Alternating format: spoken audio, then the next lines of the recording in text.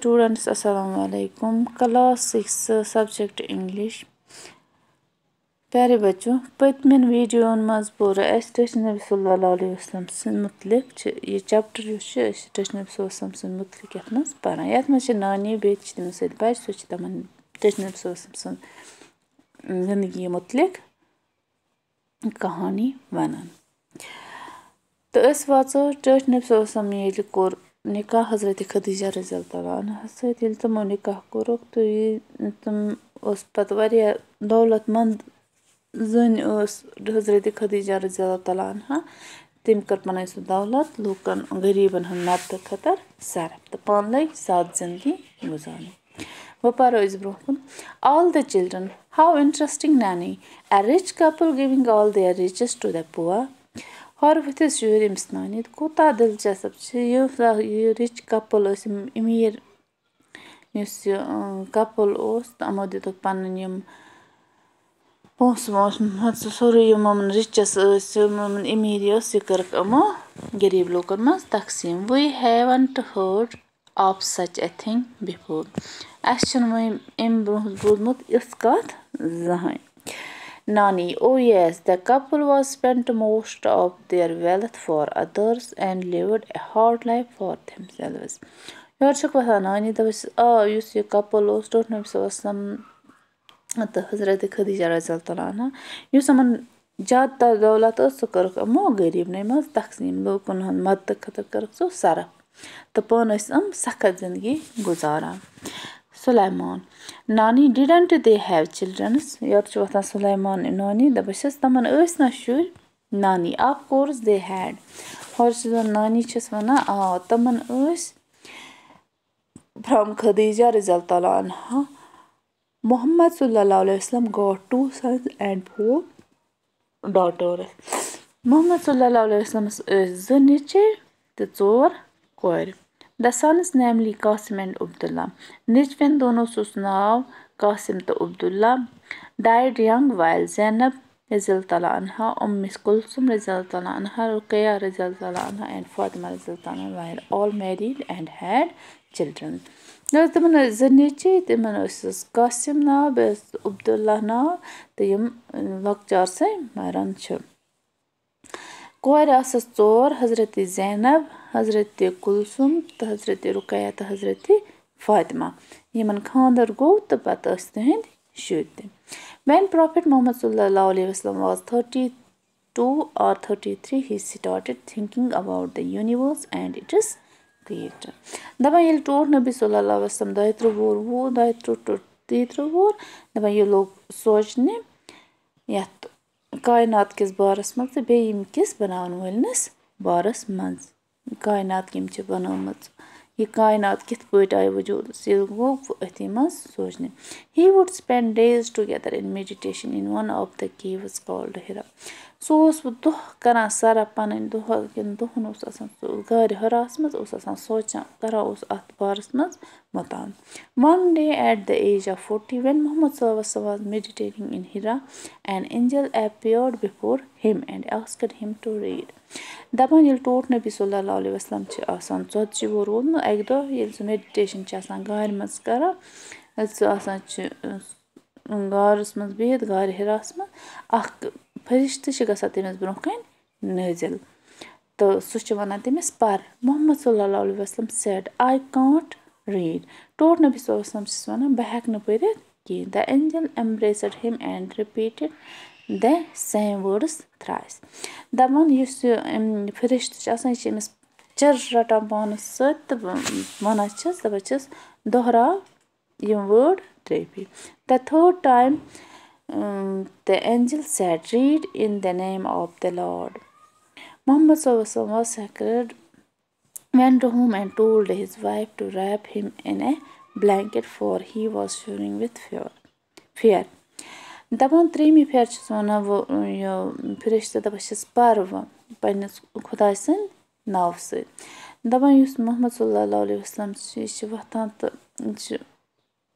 पर बस गसन छ गर्व येले मिस रोकन वाकस छ गसन तो वथान छ नेरा छ जल्दी जल्दी घर तो वता छ घर तच वना पन्नी खानदारी مےٚ وَل کَمَل مےٚ تھاو ژٕ کَملہِ منٛز دَپان أمِس چھِ آسان واریاہ زیادٕ شِورِنٛگ گژھان تھَر تھَر چھِس آسان خوفہٕ سۭتۍ. He related the incident to his wife who took him to her nephew Varqa who was a Christian scholar. دَپان یہِ چھِ سورُے پَنُن یہِ واقعہ وَنان پنٛنہِ خانٛدارِ نِش دَپان یہِ چھِ حضرت خدیجہ رضی اللہ تعالیٰ عنہَس نِش تہٕ یہِ چھِ وۄتھان تُلان أمِس نِوان پنٛنِس نِفَس نِش ییٚمِس ناو چھِ آسان ورقہ. یہِ چھِ آسان اَکھ Christian scholar. When Varqa heard Muhammad sallallahu alaihi wasallam's account, he told him that he was going to be the prophet and the angel he had seen was none other than Jabreel alayhi salatu wassalam. دَپان ییٚلہِ یہِ تُلان چھِ نِوان چھِ أمِس ورقاہَس نِش ییٚلہِ ورقہ چھِ یہِ دٔلیٖل سورُے بوزان ٹٲٹھۍ نبی صلی اللہ علیہ وسلمَس نِش یہِ واقعہ تہٕ یہِ چھِس وَنان دَپان چھِس یُس ژٕ چھُکھ ژےٚ چھی پیغمبری میلَن واجِن ژٕ چھُکھ پیغمبر بَنَن وول تہٕ یُس یہِ فِرِشتہٕ اوس یُس ژےٚ وٕچھتُن تَتہِ فِرِشتہٕ أمِس چھِ ناو جبرایٖل علیہ صلاتُ وَسلام. What the angel had asked him to read were the first verses of the Holy Quran that was revealed to Muhammad sallallahu alaihi wasallam as the book of Allah. دَپان چھِس یہِ أمۍ ووٚن أمِس فِرِشتَن ووٚن ٹٲٹھۍ نبی صلی اللہ علیہ وسلمَس پَر یہِ چھُ وٲرسِز یہِ چھِ آیت قرآنٕچ تہٕ یُس أمِس آیہِ دِنہٕ یُس أمِس کِتاب یی دِنہٕ قرآن یہِ چھِ تمچی آیت یُس خۄدا تعالیٰ سٕنٛز کِتاب چھِ. Then he became the last messenger of Allah. Thus he became the last messenger of Allah. یِتھ پٲٹھۍ بَنیٛو ٹوٹھ نبی صلی اللہ علیہ وسلم ٲخری پیغمبر. Ahmed Nani, that means the prediction that the priests in Syria had made were true. دَپان چھِس ہورٕ وۄتھان چھِ نانی احمد دَپان چھِس یِم پرٛیٖسٹو تِم پرٛڈِکشَنٕز آسہٕ ٹٲٹھۍ نبی صلی اللہ علیہ وسلمَس مُتعلِق کَرِمٕژ تیٚلہِ آسہٕ تِم پوٚز. نانی you are absolutely right. Ahmed continuing after some times Muhammad sallallahu alaihi wasallam openly preached Allah's commandment and his prophethood. دَپان نانی چھِ وۄتھان احمدَس بہٕ چھَس آ تہٕ وَنان چھِس دَپان چھِس کینٛہہ کال پَتہٕ تہٕ ٹوٹھ نبی صلی اللہ علیہ وسلم لوگ وۄنۍ دعوت دِنۍ تہٕ بیٚیہِ لوگ پَنُن وَنُن بہٕ چھَس پیغمبر تہٕ خۄدا چھُ اَکھ تہٕ لوگ خۄداے سٕنٛز کُن وَتہِ کُن اِنٕچ لوٗکَن دعوت دِنۍ. He sallallahu alayhi wasallam began to invite people to Islam. وۄنۍ لوگ یِم دعوت دِنۍ ؤلِو اِسلام کٔرِو قبوٗل. He sallallahu alayhi wasallam told the people to worship Allah alone and accept kalima, the oneness of Allah. Offer prayers called namaz, observe Ramzan, fast, give zakat, share of the poor in the wealth of the rich, and perform Hajj, pilgrimage to the holy city of Makkah. دَپان وۄنۍ لوگ ٹوٹھ نبی صلی اللہ علیہ وسلم لاگُن لوٗکَن دعوت دِنَس کُن دوٚپنُکھ اللہ چھُ اَکھ اَسہِ پَزِ تٔمۍ سٕنٛزٕے عبادت کَرٕنۍ بیٚیہِ پَزِ اَسہِ کلمہٕ پَرُن کلمہٕ گٔے خۄداے سٕنٛز اَکھ دِنٕچ مان ژٕ خۄدا چھُ کُن اَمِچ گوٲہی پَزِ اَسہِ دِنۍ بیٚیہِ پَزِ اَسہِ نِماز پَرٕنۍ بیٚیہِ پَزِ اَسہِ یہِ روزٕ تھاونہِ بیٚیہِ پَزِ اَسہِ زکات دیُن بیٚیہِ پَزِ اَسہِ حج کَرُن. He sallallahu alayhi wasallam also asked people to purify their lives by following the principles of truth, honesty and justice. ٹوٹھ نبی صلی اللہ علیہ وسلم بیٚیہِ لوٗکَن پَنُن یُس زِندگی چھُ یہِ کٔرِو تُہۍ پاک صاف بیٚیہِ پٔکِو تُہۍ کَمَن اصوٗلَن پٮ۪ٹھ پوٚز ؤنِو دیانَتدٲری کٔرِو اِنصاف کٔرِو. Arabs were pagans and worshipped different gods which they had kept in their place of worship the present Kaaba. دَپان عرب ٲسۍ قبٲیل مطلب یِمَن ٲس الگ الگ تِم قبیٖل یِم ٲسۍ کَران بُتَن ہٕنٛز پوٗجا یِمَن ٲسۍ مُختلِف قٕسمٕکۍ بُت آسان یِم تِمَن پوٗجا ٲسۍ کَران یِہٕنٛز تِم عبادت ٲسۍ کَران تِم ٲسۍ تَتھ دورَس منٛز تھوٚمُت یِمو پنٛنہِ جایہِ تہٕ یُس آزُک کعبہ چھِ یِمو بُت ٲسۍ یِمو أتنی تھٲیمٕتۍ. شبنم the people must have opposed him.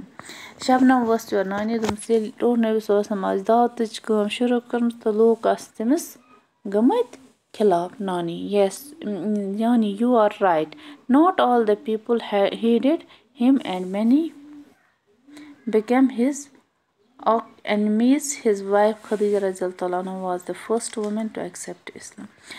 دوٚپُس آ ساروِیو لوٗکو کوٚرُکھ نہٕ ایٚکسیپٹ تٔمِس کِہیٖنۍ تہٕ أمِس بَنے أڑۍ خطرناک دُشمَن ٹٲٹھۍ نبی صلی اللہ علیہ وسلمَس یُتھُے یہِ پریٖچِنٛگ لوگ کَرنہِ یُتھُے یہِ اِسلامَس لوگ لوٗکَن بُلاونہِ تہٕ یُس تٔمۍ سٕنٛز خانٛدارِ ٲس حضرت خدیجہ رضی اللہ تعالیٰ عنہا سۄ بَنے گۄڈنِچ زٔنۍ یٔمۍ اِسلام قبوٗل کوٚر لیٹر آن ابوٗ بکر رضی اللہ تعالیٰ عنہ عمر بن خطاب رضی اللہ تعالیٰ عنہ عثمان بن عفان رضی اللہ تعالیٰ عنہ اینڈ ہِز کزن علی دَپان تَمہِ پَتَے اوٚن ابوٗ بکر رضی اللہ تعالیٰ عنہ عمر رضی اللہ تعالیٰ عنہ عثمان بن عفان رضی اللہ تعالیٰ عنہ تہٕ بیٚیہِ علی رضی اللہ تعالیٰ عنہ ایٖمان became his companions in their propagating the new faith called Islam. لٔگۍ أمِس مدد کَرنہِ وۄنۍ بنے أمۍ سٕنٛدۍ سٲتھی اِسلام پھٲلاونَس منٛز. The Arab tribes, especially the nobles from his own dynasty Quraysh, tried their best to keep him away from propagating the message of Allah but failed. دَپُس یِم عربٕکۍ یِم ٹرٛایبٕس ٲسۍ یِم پَنٕنۍ ٹرٛایبٕس پَنٕنۍ زٲژ ہٕنٛز لوٗکھ یُس قُریش ڈایناسٹی ہٕنٛز اَتِکۍ یِم زِٹھۍ ژٕٹھۍ ٲسۍ لٔگۍ أمِس رُکاونہِ خۄداے تعالیٰ سٕنٛز یہِ میسیج لوٗکَن تام واتناونہٕ نِش دَپان مگر گٔے اَتھ منٛز ناکام. Ultimately they forced him to leave his birthplace Makkah.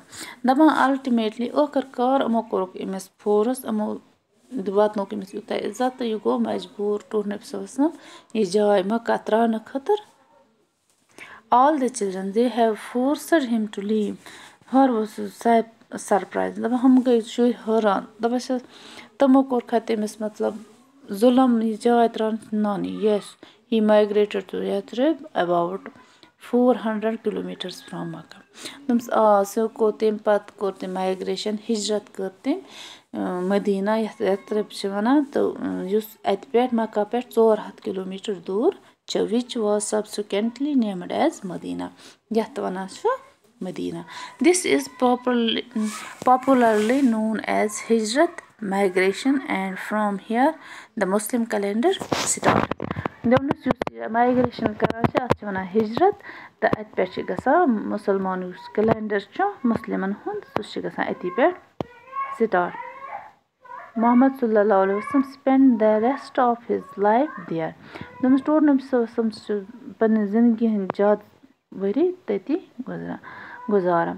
The pagans of Makkah did not allow him and his companions to live in peace in Medina and even forced many battles on them. دَپان ییٚتہِ أمۍ سٕنٛدۍ تِم قبٲیل وٲلۍ ٲسۍ مکہَس منٛز یِم روزان ٲسۍ دَپان یِمو دِتُکھ نہٕ أمِس اَتہِ مدیٖنَس منٛز تہِ یِم سکوٗن سان روزنہٕ کِہیٖنۍ یِمو کٔرٕکھ یِمَن سۭتۍ واریاہ لڑایہِ واریاہ جنٛگ کٔرِکھ. محمد صلی اللہ علیہ وسلم and his companions has to fight in defense to safeguard their faith and territory. دَپان یِم ٹوٹھ نبی صلی اللہ علیہ وسلم ٲسۍ بیٚیہِ أمۍ سٕنٛدۍ صحابہ کرام ٲسۍ دَپان یِمو کٔرٕکھ یِمَن واپَس کٔر پنٛنہِ ڈِفٮ۪نٕس پنٛنہِ بچاو موٗجوٗب کوٚرُکھ یِمو تہِ جنٛگ تہٕ اَکھ یہِ جاے بچاونہٕ خٲطرٕ مدیٖنہ بچاونہٕ بیٚیہِ خۄداے سُنٛد دیٖن اِسلام کہِ رٲچھِ خٲطرٕ کوٚرُکھ یِمو تہِ جنٛگ.